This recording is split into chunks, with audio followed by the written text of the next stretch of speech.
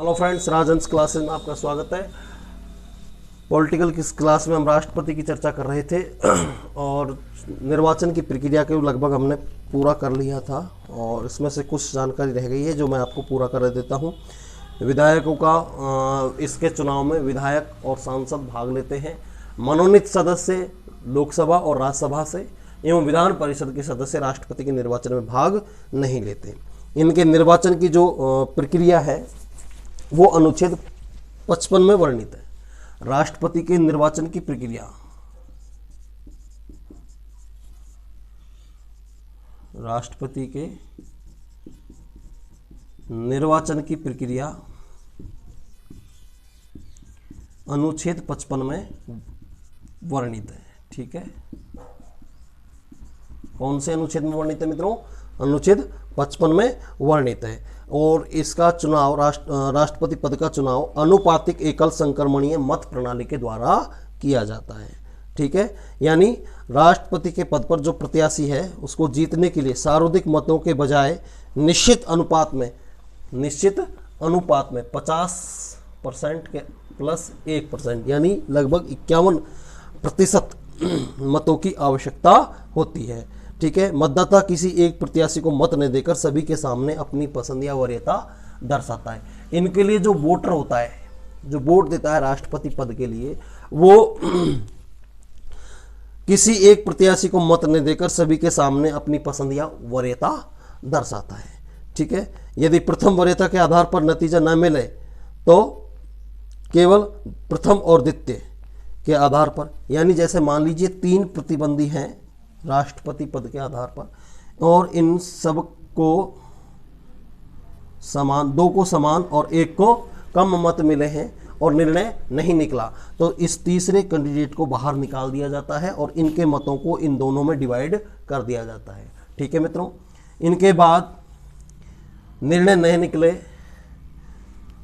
इस आधार पर निर्णय निकाला जाता है। फिर यानी कि मतों को या वरीयता जो दी गई है उसका डिवाइडेशन होता रहता है और इसमें हर राउंड में एक कैंडिडेट बाहर निकलता रहता है। भारत में आज तक एकमात्र राष्ट्रपति जो कि द्वितीय मतगणना में विजय प्राप्त हुए हैं और यह है वीवी गिरी 1969 में।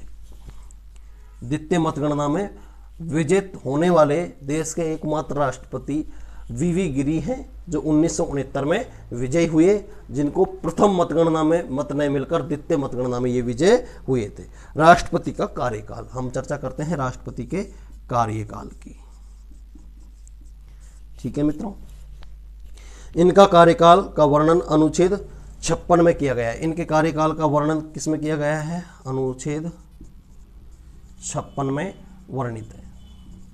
राष्ट्रपति के कार्यकाल का वर्णन अनुच्छेद 56 में किया गया है, जबकि चुनाव की प्रक्रिया अनुच्छेद 55 में वर्णित है।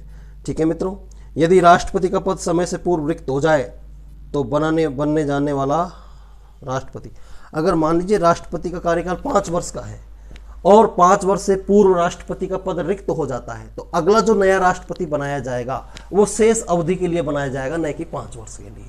राष्ट्रपति 5 वर्ष का कार्यकाल होता है। अगर 2 वर्ष बाद राष्ट्रपति का पद रिक्त हो जाता है तो अगले 3 वर्षों के लिए नया राष्ट्रपति होगा या कार्यवाहक राष्ट्रपति होगा। उसके बाद 5 वर्ष बाद दोबारा यानी 3 वर्ष बाद दोबारा चुनाव करवाए जाएंगे। ठीक है मित्रों, पुनः निर्वाचन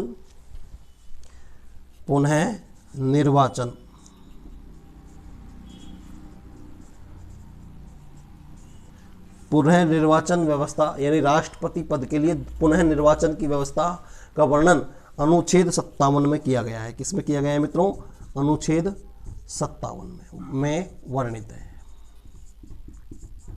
यानी राष्ट्रपति पद के लिए दोबारा निर्वाचन करवाने की जो प्रक्रिया है इसका वर्णन अनुच्छेद 57 में किया गया है। ठीक है मित्रों, इसमें यदि राष्ट्रपति के पद पर कोई व्यक्ति कितनी बार निर्वाचित हो सकता है, किसी भी व्यक्ति को राष्ट्रपति के पद पर यह कोई सीमा नहीं है कि 1 या 2 बार, कोई सीमा निर्धारित नहीं की गई है, कितनी बार भी निर्वाचित किया जा सकता है।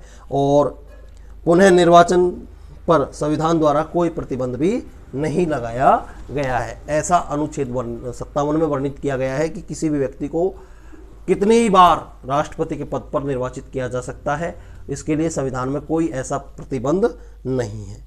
राष्ट्रपति के पद की योग्यता, राष्ट्रपति के पद के लिए जो योग्यता निर्धारित की गई है, इनका वर्णन अनुच्छेद 58 में किया गया है। किस में किया गया है मित्रों? अनुच्छेद 58 में वर्णित है। कौन से अनुच्छेद में वर्णित है? अनुच्छेद 58 में वर्णित है राष्ट्रपति के लिए योग्यता। और योग्यता क्या है कि वह भारत का नागरिक हो, वह है भारत का नागरिक हो, और कम से कम उसकी आयु कितनी होनी चाहिए? 35 वर्ष। कितनी होनी चाहिए? 35 वर्ष। राष्ट्रपति पद के लिए जो व्यक्ति उम्मीदवारी प्रस्तुत कर रहा है, उसकी कम से कम 35 वर्ष की आयु होनी चाहिए। वह किसी भी लाभ के पद पर न हो और लोकसभा सदन में वह सदस्य बनने की योग्यता रखता हो। यह राष्ट्रपति पद के लिए योग्यता है। राष्ट्रपति पद की जो शर्तें हैं, इन शर्तों का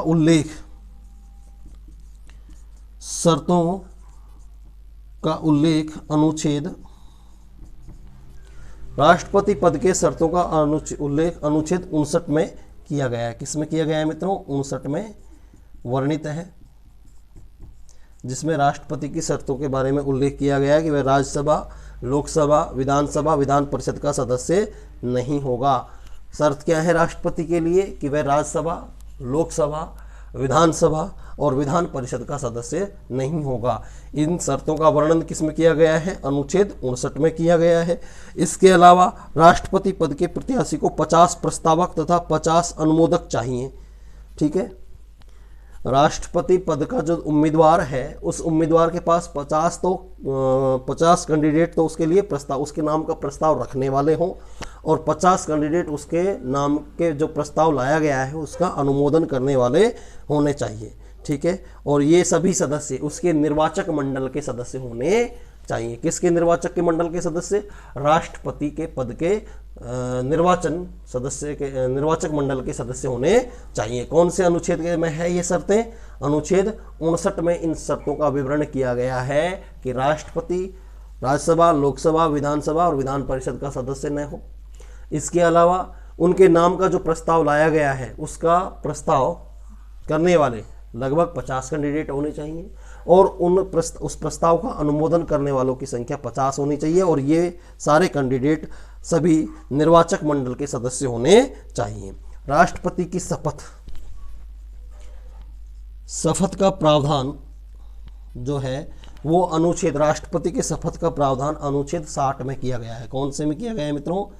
अनुच्छेद 60 में किया गया है। इसमें राष्ट्रपति के पद की शपथ का प्रावधान किया गया है, और इसमें जो राष्ट्रपति पद को शपथ दिलाई जाती है, राष्ट्रपति को, भारत के राष्ट्रपति को जो शपथ दिलाई जाती है वो सर्वोच्च न्यायालय के मुख्य न्यायाधीश के द्वारा दिलाई जाती है अनुच्छेद 60 के अनुसार। किसके अनुसार? अनुच्छेद 60 के अनुसार राष्ट्रपति पद की शपथ भारत के सर्वोच्च न्यायालय के मुख्य न्यायाधीश के द्वारा दिलाई जाती है। ठीक है मित्रों,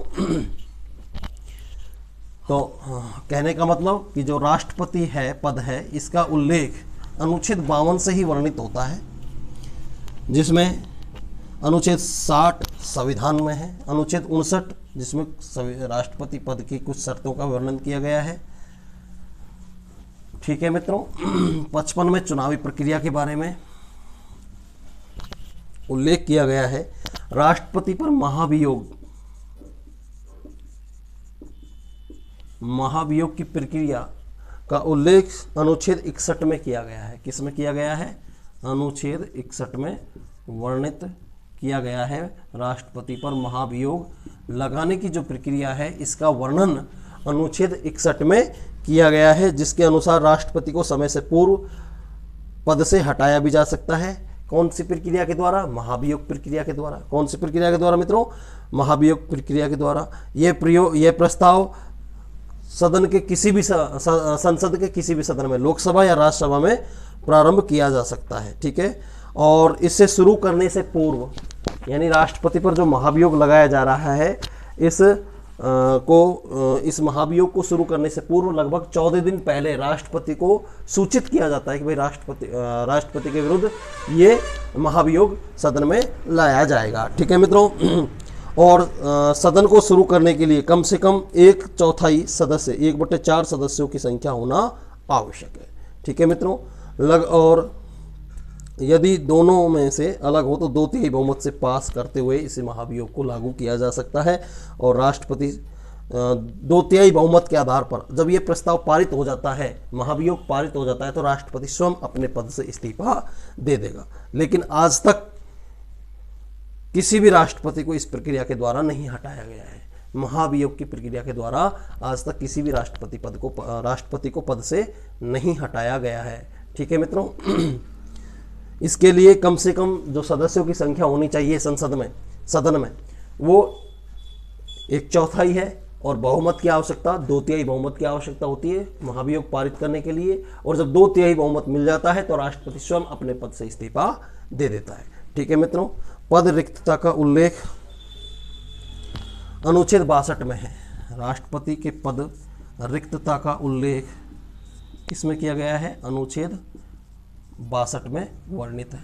ठीक है, जिसमें अनुच्छेद 62 के अनुसार यदि राष्ट्रपति का पद मृत्यु या राष्ट्रपति के त्यागपत्र या महाभियोग प्रक्रिया से रिक्त हुआ है राष्ट्रपति का पद, तो राष्ट्रपति के स्थान पर उपराष्ट्रपति अधिकतम 6 माह तक कार्यवाहक राष्ट्रपति के पद पर बना रह सकता है। राष्ट्रपति की मृत्यु हो गई हो, अनुच्छेद 62 में ये वर्णित किया गया है कि किसी कारणवश अगर राष्ट्रपति का पद रिक्त हो गया हो तो भारत का जो उपराष्ट्रपति है वो अधिकतम 6 माह तक कार्यकारी राष्ट्रपति के रूप में कार्य कर सकता है। और अगर किसी अन्य कारणों से रिक्त हुआ हो तो राष्ट्रपति मृत्यु ये व्यवस्था कब किन कंडीशनों में लागू होगी? या तो राष्ट्रपति की मृत्यु हो गई हो, या राष्ट्रपति ने अपना त्यागपत्र दे दिया हो, या राष्ट्रपति पर महाभियोग लगाया गया हो, तब राष्ट्रपति उस स्थिति में पद रिक्त होने पर 6 माह तक उपराष्ट्रपति राष्ट्रपति का कार्यवाहक राष्ट्रपति के तौर पर कार्य कर सकता है। इसके अलावा अन्य किसी स्थिति पर अगर रिक्त हुआ है तो उपराष्ट्रपति अनिश्चित समय के लिए कार्य करता है। उपराष्ट्रपति और राष्ट्रपति दोनों के पद रिक्त हों तो राष्ट्रपति के स्थान पर सर्वोच्च न्यायालय का मुख्य न्यायाधीश उपराष्ट्रपति के स्थान अगर किसी कंडीशन ऐसी आ गई हो कि जिसमें राष्ट्रपति का पद और उपराष्ट्रपति दोनों का पद खाली है, तो ऐसी स्थिति में सर्वोच्च न्यायालय का न्यायाधीश राष्ट्रपति के पद पर कार्य करेगा। सर्वोच्च न्यायालय का मुख्य न्यायाधीश जो है वो किस पर कौन से पद पर बना रहेगा? राष्ट्रपति के पद पर। और राज्यसभा का जो सभापति है वो उपराष्ट्रपति के पद पर कार्य प्रभार संभालेगा। ठीक है, यानी किसी प्रक्रिया के माध्यम से राष्ट्रपति और उपराष्ट्रपति के दोनों के पद रिक्त हैं तो राष्ट्रपति के पद की जिम्मेदारी सर्वोच्च न्यायालय का मुख्य न्यायाधीश संभालेगा और उपराष्ट्रपति पद की जिम्मेदारी राज्यसभा का उपसभापति संभालता है। ठीक है मित्रों, राष्ट्रपति अपना त्यागपत्र उपराष्ट्रपति को देता है, राष्ट्रपति अपना त्यागपत्र उपराष्ट्रपति को देता है तथा उपराष्ट्रपति अपना त्यागपत्र लोकसभा स्पीकर को भेजता है। उपराष्ट्रपति इस त्यागपत्र को लोकसभा स्पीकर को भेजता है। वेतन इनको प्रति माह के रूप में 5 लाख रुपए मिलते हैं और इनकी जमानत राशि लगभग 1.5 लाख रुपए होती है। ठीक है मित्रों, तो ये थी, यानी कि जो राष्ट्रपति है वो अपना त्यागपत्र उपराष्ट्रपति को देता है और उपराष्ट्रपति फिर इस त्यागपत्र को लोकसभा स्पीकर को भेजता है। राष्ट्रपति की जो वेतन है प्रति माह 5 लाख रुपए के आसपास होता है, 5 लाख रुपए होता है। ठीक है मित्रों, तो आज की इस क्लास में इतना ही। अगली जो क्लास होगी हम उसमें राष्ट्रपति की शक्तियों के बारे में जानेंगे। ठीक है, वीडियो को आप अधिक से अधिक संख्या में लाइक और शेयर करते रहिए।